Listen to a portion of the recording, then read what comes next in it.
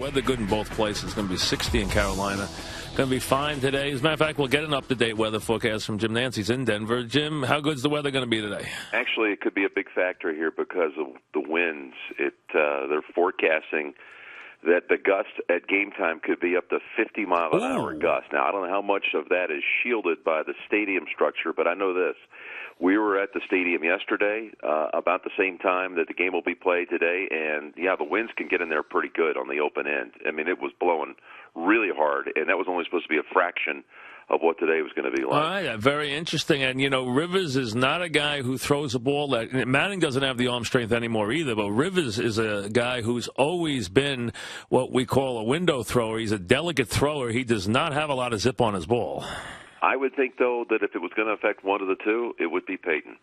Really? Because Rivers is not a guy who spins it. He throws a very light football, We talked about this last night in our meetings, and, we both agreed that if it's going to affect anyone, it would be Peyton. But we were at their practice on Friday, and it was one of those days, too, very blustery. Peyton threw the ball great in the wind. All right, Who knows? But I will say this. It's not like we're talking about snow and ice.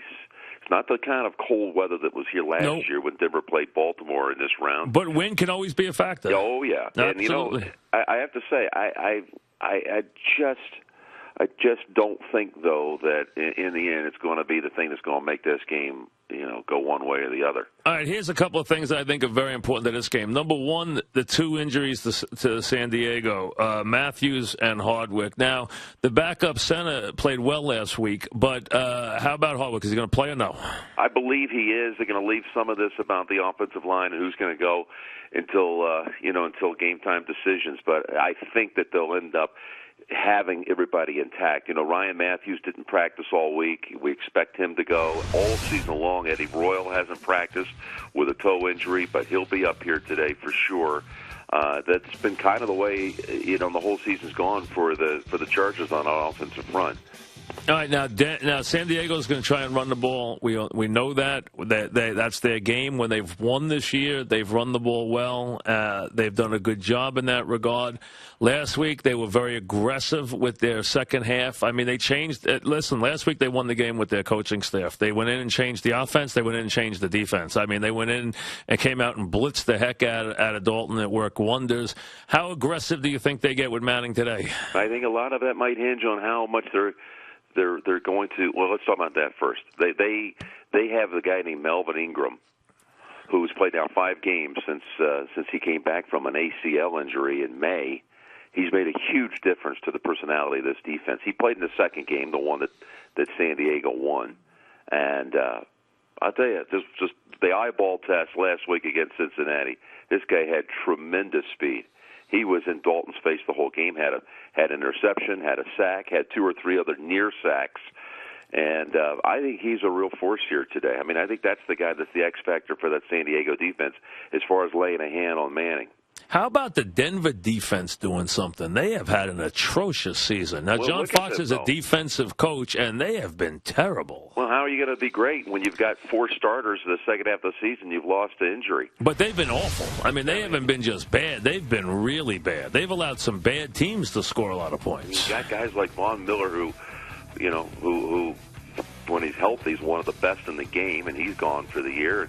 And I know Champ Bailey's long in the tooth, but we're going to see Champ here today, by the way. But he's been fighting a foot injury all year long. A lot of experience and great years of play out on the corner. I mean, they just have, he's only played 5 games this year, so their story really is just there's nothing left. They're down to.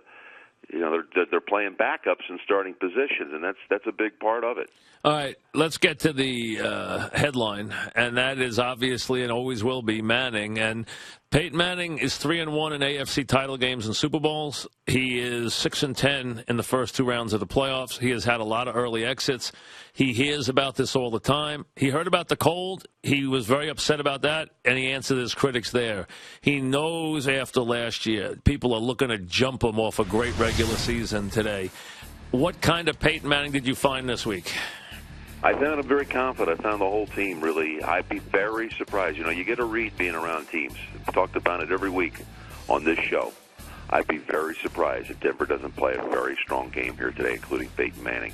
Now, I talked about the, notwithstanding the possible high winds here, but putting that aside, just think about it here. If you're the Broncos and you've been hearing the talk all season long, they got to get back to the postseason, and they're going to have to show that they can win in cold weather. Peyton hasn't done that, this and that. We were here for the Tennessee game when he threw for just 4 yards short of 400 and 4 touchdowns, but that's not going to be a part of the story this week, and if they get to it, next week either, if the long-range forecasts are right. It's supposed to be in the 50s next Sunday. It's going to be in the 40s here today, so they've caught a little break, if that's something people want to make an issue with. I just think that they're really ripe to play San Diego for a third time, and that really got them, that they came in here and won in their building just a month ago today. I would expect that the Broncos are going to play very confidently here today, not on their heels. This is also, by the way, one of the rare times they've had all year when you talk about injuries. Julius Thomas, their tight end, missed some games here and there. Welker missed the last 4 games. It's been a long time since they had that entire fleet together and healthy. And it's a very impressive group of guys, too. So you think of all those options. They're all going to be up today, ready to go. Demaryius Thomas, Eric Decker, Julius Thomas, Wes Welker. It's been a long time since they did not have that in that first San Diego matchup. And they're at full strength when it comes to the Bronco Passing Express.